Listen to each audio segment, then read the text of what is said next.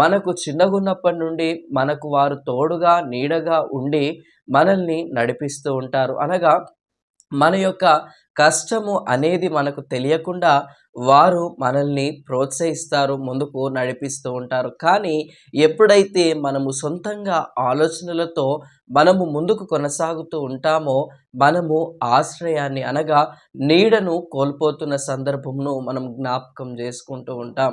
ఎందుకనగా దేవుని వాక్యంలో స్పష్టంగా వ్రాయబడుతూ ఉంది, నీవు దీర్ఘాయుష్మంతుడవగునట్లు నీ తల్లిని నీ తండ్రిని సన్మానించుమని దేవుని వాక్యంలో జ్ఞాపకం చేయబడుతుంది. దేవుడు అట్టి కృపలో మనల్ని జ్ఞాపకం చేసుకోవాలని ప్రార్థిద్దాం. తర్వాత ఇక్కడ చూస్తూ ఉంటే దేవుడు మనకు ఆశ్రయమును దుర్గమునై ఉన్నాడు. అనగా ఆశ్రయమై ఉన్న దేవుడు ఆపత్కాలములలో నమ్ముకొనదగిన దేవుడిగా మనకు ఉన్నారు అనే సత్యాన్ని జ్ఞాపకం చేస్తున్నాను. ఒక వ్యక్తి మనలను ఆనుకొని ఎంత మట్టుకు ఉంటారు అని అంటే మనము జీవితాంతము అని మనం చెప్పుకుంటూ ఉంటాం. కానీ మనకు దేవుడి యొక్క ప్రజలుగా ఉన్నవారే ఒక్కొక్క సందర్భంలో మనల్ని విడిచిపెడుతూ ఉంటారు. దేవుని ప్రియులారా, మనం చూస్తూ ఉన్నాం మన అనుదిన జీవితాలలో మనకంటూ ఒక స్థానమును మనం సంపాదించుకున్నప్పుడు మనకు అనేకులు విరోధులుగా అనగా మనము వారి యొక్క స్థానమును వాటి యొక్క ఔన్నత్యాన్ని పొందుకుంటున్నాము అని మనలను ఆ యొక్క యుగ సంబంధమైన దేవత గ్రుడ్డితనమును కలుగజేసి మన వైపు వచ్చేవారిని కూడా రాకుండా చేస్తూ ఉంది. దేవుని ప్రియులారా, అనగా మనతో సంభాషించే వారిని కూడా అది ఈ యొక్క యుగ సంబంధమైన దేవత వారిని కూడా దూరపరుస్తూ ఉంది.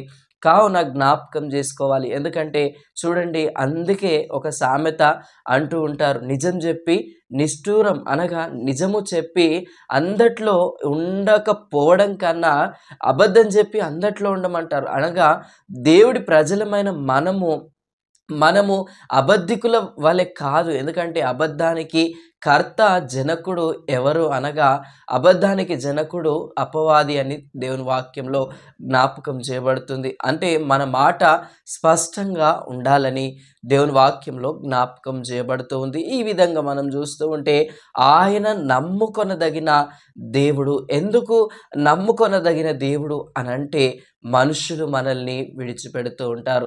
తల్లిదండ్రులు ఒక స్థాయి వచ్చే వరకే మనల్ని చూస్తూ ఉంటారు.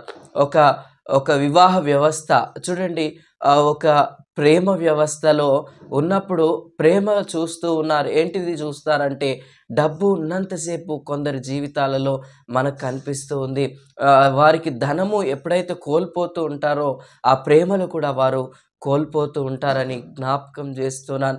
ఎందుకనగా ప్రతి ఒక్కరి జీవితంలో ఒక సందర్భము ఒక సమయం వచ్చినప్పుడు బంధువులు స్నేహితులు ప్రతి ఒక్కరూ విడిచిపెడతారు. కానీ నిన్ను నన్ను అనేకులను విడువని దేవుడు మనకున్నారన్న సత్యాన్ని జ్ఞాపకం చేస్తున్నాను. అందుకే ఆపత్కాలంలో నమ్ముకొనదగిన దేవుడు అని దేవుని వాక్యంలో జ్ఞాపకం చేయబడుతుంది. తర్వాత ఇక్కడ చూస్తూ ఉంటే 48వ కీర్తనలో మనకు స్పష్టంగా వ్రాయబడుతూ ఉంది. దేవుని ప్రియులారా, ఏంటిది ఇక్కడ మనకు ఏమి కనిపిస్తూ ఉంది అనగా చూడండి, మొదటి వచనంలో మన దేవుని పట్టణములందు ఆయన పరిశుద్ధ పర్వతమునందు యెహోవా గొప్పవాడును బహు కీర్తనీయుడునైన దేవుని వాక్యంలో జ్ఞాపకం చేయబడుతుంది. దేవుని ప్రియులారా, ఆయన గొప్ప కీర్తనకు అర్హుడు అని ఇక్కడ మనం జ్ఞాపకం చేసుకోవచ్చు.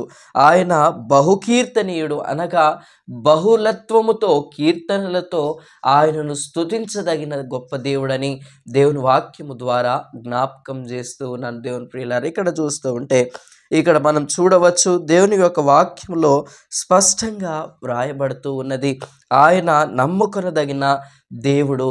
ఈ యొక్క 50వ కీర్తనలో చూస్తే ఇక్కడ 3వ వచనంలో చూస్తే మన దేవుడు వేంచేయుచున్నాడు, ఆయన మౌనముగా నుండడు. మన కష్ట సమయాలలో దేవుడు మౌనముగా ఉండే దేవుడు కాదు అన్న సత్యాన్ని జ్ఞాపకం చేస్తూ ఉన్నాను. తర్వాత ఇక్కడ చూస్తూ ఉంటే చాలా విషయాలు మీకు నేను చెప్పాలని అనుకుంటూ ఉన్నాను దేవుని ప్రియులారా. ఎందుకంటే మానవులుగా ఉన్నవారు మన హోదాను చూసి, మన అంతస్తులను చూసి, మన ఐశ్వర్యమును చూసి ప్రాముఖ్యంగా మన యొక్క జీవితాలను పరీక్షించి మనకు ఎవరు సాధారణంగా మనల్ని ఎవరు కూడా దగ్గరికి రానివ్వని పరిస్థితులు కూడా మనకు చాలా స్పష్టంగా కనిపిస్తూ ఉంటాయి. ఎప్పుడైతే మనకు ఆస్తులు, అంతస్తులు, హోదా అనేది వస్తూ ఉందో అప్పుడు ఎక్కడనో ఉన్నవారు కూడా మనలను దగ్గరికి పిలుచుకొని వీరు మా బంధువులే అండి, వీరు మా రక్త సంబంధికులే అండి, మావారే అండి, మావారు అని మనల్ని ముంచి వేస్తూ ఉంటారు. కానీ దేవుడు మనల్ని ఎప్పుడు కూడా ముంచని వ్యక్తిగా ఉన్నారని జ్ఞాపకం చేసుకుంటూ ఉన్నాం దేవుని ప్రియులారా. అందుకే ఆయన ఆపత్కాలములో ఆయన మనకు నమ్ముకొనదగిన దేవుడు. కొండల తట్టు నా కనులెత్తుచున్నాను, నాకు సహాయం ఎక్కడి నుండి వచ్చును అనగా భూమి ఆకాశములను సృజించిన యెహోవా వలననే నాకు ఆ యొక్క రక్షణ కూడా దేవుడే అనుగ్రహించాలని కోరుకుంటూ ఉన్నాను దేవుని ప్రియులారా. మనము నిన్నటి మటుకు చూసిన వీడియోలో దేవుడి యొక్క రక్షణ ఏ విధంగా అంటే వినుట వలన విశ్వాసము కలుగుతుంది, విశ్వాసముతో కూడిన రక్షణను దేవుడు మనకు అనుగ్రహించారు. ఆ రక్షణకర్త అయిన దేవుడి వైపే మనం చూస్తూ మన అడుగులను ముందుకు కొనసాగించాలని జ్ఞాపకం చేసుకుంటూ ఉన్నాను. ఇంకను చూస్తూ ఉంటే దేవుని ప్రియులారా 49వ కీర్తనలో మనకు జ్ఞాపకం చేయబడుతుంది 5వ వచనంలో 2వ భాగము, నా కొరకు పొంచు వారి దోషకృత్యములు నన్ను చుట్టుకొన్నప్పుడు ఆపత్కాలములలో నేనేలా భయపడవలెను. ఆపత్కాలము అనగా ఆపదతో కూడిన కాలములో నేను ఎందుకు నరులకు భయపడాలి? నేను దేవుడిని ఆశ్రయించినప్పుడు నేను ఎంతగానో ధైర్యంగా ఉంటానని ఇక్కడ జ్ఞాపకం చేయబడుతుంది దేవుని పిల్లలు. అనగా మన వ్యక్తిగత జీవితాలలో మనకెన్నో సమస్యలు వస్తూ ఉంటాయి, ఎన్నో ఇరుకులు వస్తూ ఉంటాయి, ఎన్నో ఇబ్బందులు వస్తూ ఉంటాయి. భర్త మాట భార్య వినక, భార్య మాట భర్త వినక, కొన్ని సందర్భాలలో ఇద్దరి మాట ఎవరు వినక వారి మధ్యలో అసమాధాన స్థితి వస్తూ ఉంటుంది.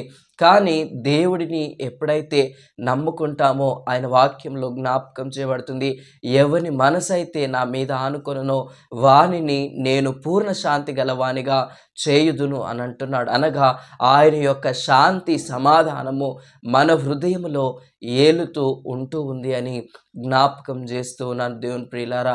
ఇక్కడ చూస్తూ ఉంటే 62వ కీర్తనలో మనకు జ్ఞాపకం చేయబడుతుంది, ఆయనను నమ్ముకొని మౌనముగా దేవుని ప్రజలముగా ఆయనను నమ్ముకొని ఆయన యందు మన హృదయమునకు నెమ్మది కూడా కలుగుతూ ఉంది అని జ్ఞాపకం చేసుకుంటూ ఉన్నాం. కీర్తనల గ్రంథము 61వ కీర్తన 3వ వచనంలో చూస్తే ఆయన ఆశ్రయము శత్రుల ఎదుట కోటగా ఉన్న దేవుడు అని కూడా జ్ఞాపకం చేసుకుంటూ ఉన్నాం దేవుని ప్రియులారా. కావున మనము దేవుడి వారసులముగా కావాలంటే దేవుడిని ఆశ్రయముగా ఈ దినముననే మనము అంగీకరించాలి. కావున మనమందరము కూడా ఆ యొక్క రక్షణకర్త అయిన దేవుడి వైపు చూస్తూ, ఆశ్రయదుర్గముగా ఉన్న దేవుడి వైపు మనము చూస్తూ ఆయన యొక్క రక్షణకు, ఆయన యొక్క ఆశ్రయము కింద ఆయనే నమ్ముకొనదగిన దేవుడిగా మనము ధ్యానించినప్పుడు ఆయన మన ఎడల సంపూర్ణమైన తన కృపను మనకు అనుగ్రహించి ఏ లోటు లేకుండా దేవుడు మిమ్ములను, మీ కుటుంబాలను, మనలను దేవుడు రక్షించి ఆయన కృప ద్వారా ఆయన సింహాసనం ఎదుట విజ్ఞాపన చేసే కృపను దేవుడు మనకు అనుగ్రహిస్తారు అనేది ఈ యొక్క వచనముల ద్వారా జ్ఞాపకం చేస్తున్నాను. అటువంటి ధన్యత దేవుడు నా జీవితంలో అనేకులకు చూస్తున్న వారికి ప్రతి ఒక్కరికి దేవుడు తన కృపను అనుగ్రహించి బలపరిచి నడిపించును గాక. ఆమేన్. ప్రార్థన చేసుకుందాం. సర్వశక్తి మంతుడమైన తండ్రి, సర్వాధికారివైన దేవా, నీ యొక్క ఘనమైన నిత్య పరిశుద్ధ నామానికి వందనములు, కృతజ్ఞత, స్తుతి, స్తోత్రములు చెల్లిస్తూ ఉన్నాం. అయ్యా తండ్రి నాయన, పేరు పేరు వరుసన మీరు జ్ఞాపకం చేసుకోనండి. అయ్యా తండ్రి నాయన, ప్రతి ఒక్కరిని నాయన మర్చిపోయి వారిని అయ్యా తండ్రి మీరు జ్ఞాపకం చేసుకోనండి. భార్య భర్తల మధ్య సమాధాన స్థితిని అయ్యా తండ్రి అనుగ్రహించమని ప్రార్థన చేస్తున్నాం. గర్భిణీ స్త్రీలకు సుఖమైన ప్రసవాన్ని అనుగ్రహించండి. నీ యొక్క రక్షణ, నీ యొక్క కృప లేని బిడ్డల కొరకు అయ్యా తండ్రి ఎదురు చూస్తున్న బిడ్డలకు మీరు సహాయపడి అయ్యా తండ్రి మీరు బలపరచమని ప్రార్థన చేస్తున్నాం. అయ్యా తండ్రి నీకు స్తోత్రములు చెల్లిస్తున్నాం. అయ్యా తండ్రి లక్ష్మి అయ్యా తండ్రి వారి యొక్క కుమారుడు వీరేష్ను మీరు జ్ఞాపకం చేసుకోనండి. వివాహం కొరకు నాయన మీరే సిద్ధపరచమని ప్రార్థన చేస్తున్నాం. కావలసిన సహాయమును మీరు అనుగ్రహించండి ప్రభా. అయ్యా తండ్రి అదే విధంగా లక్ష్మి గారిని కూడా మీరు జ్ఞాపకం చేసుకోనండి. వారి యొక్క కుమారుడు అయ్యా తండ్రి వీరయ్య గారిని మీరు జ్ఞాపకం చేసుకోనండి. వీరన్న గారిని అయ్యా తండ్రి వారికి నాయన ఇచ్చిన రక్షణను అయ్యా తండ్రి మీరు నాయన రక్షింపబడుటకు కృప చూపించండి. వారికి ఇచ్చిన కుమారులను బట్టి నీకు స్తోత్రములు చెల్లిస్తున్నాం. అయ్యా తండ్రి లక్కీని మీరు జ్ఞాపకం చేసుకోనండి. అయ్యా తండ్రి భరత్ కుమార్ను మీరు జ్ఞాపకం చేసుకోనమని ప్రార్థన చేస్తున్నాం. మంచి ఆరోగ్యమును క్షేమమును అనుగ్రహించండి. నీ యొక్క రక్షణను అనుభవించుటకు కృప చూపించండి ప్రభు. నీకు వందనాలు. అయ్యా తండ్రి గర్భన ఫలము లేక అయ్యా తండ్రి ఎంతమంది అయితే బాధపడుతున్నారో ప్రభా వారిని పేరు పేరు వరుసన అయ్యా తండ్రి నీ పాదముల చెంత జ్ఞాపకం చేసుకొనమని ప్రార్థన చేస్తున్నాం. అయ్యా తండ్రి ఉదయకాలం జరుగు ప్రార్థనలో కూడా మీరే కృప చూపిస్తున్నారు. అయ్యా తండ్రి ఇంకను అనేకుల కొరకు విజ్ఞాపన చేయడానికి అయ్యా తండ్రి వాట్సాప్ కాల్స్ ద్వారా అయ్యా తండ్రి ఫోన్ కాల్స్ ద్వారా అయ్యా తండ్రి ఎంతోమంది బిడ్డలు అయ్యా తండ్రి తమ రిక్వెస్ట్లను తెలియజేస్తున్నారు. ప్రభా నీకు స్తోత్రములు. అయ్యా తండ్రి అటు వారిని మీరు జ్ఞాపకం చేసుకోనండి. అయ్యా తండ్రి అటు బిడ్డలకు నీ యొక్క కృప నీ యొక్క కనికరము ఫైనాన్షియల్గా అయ్యా తండ్రి గంట ప్రకాష్ గారిని కూడా మీరు జ్ఞాపకం చేసుకోనండి. అయ్యా తండ్రి ఆర్థికంగా వారిని బలపరచండి. వారి కుటుంబాన్ని దీవించండి. అయ్యా తండ్రి నీకు స్తోత్రములు చెల్లిస్తూ ఉన్నాం. అయ్యా తండ్రి నాయన సునీత గారిని కూడా మీరు జ్ఞాపకం చేసుకోనండి ప్రభా. తన భర్తకు అయ్యా తండ్రి నాయన వారికి కావలసిన అయ్యా తండ్రి సమాధాన స్థితిని దయచేయమని ప్రార్థన చేస్తున్నాం. నీ సేవకులను మీరు జ్ఞాపకం చేసుకోనండి. డేవిడ్ గారిని మీరు జ్ఞాపకం చేసుకోమని ప్రార్థన చేస్తున్నాం. మీరే తోడుగా ఉండండి. డేవిడ్ గారిని అయ్యా తండ్రి వారి కుటుంబమును కూడా మీరు రక్షించి కాపాడి దీవించి బలపరచమని ప్రార్థన చేస్తున్నాం. అదేవిధంగా అయ్యా తండ్రి వ్యక్తిగతంగా పరోక్షంగా అయ్యా తండ్రి మా కొరకు ప్రార్థించండి అని చెప్పిన ప్రతి ఒక్క బిడ్డను పేరు పేరు వరుసన మీరు జ్ఞాపకం చేసుకొని నీ యొక్క మెండైన కృపల చేత భద్రపరిచి దీవించి ఆశీర్వదించి మేము పొందుకుంటారని పరిచర్యను ఇంకను ఘనముగా బలముగా ముందుకు కొనసాగడానికి కావలసిన ప్రయత్నాలన్నిట్లలో నీ యొక్క క్షేమమును అనుగ్రహించి రెక్కల చాటును భద్రపరచుకొనమని యేసు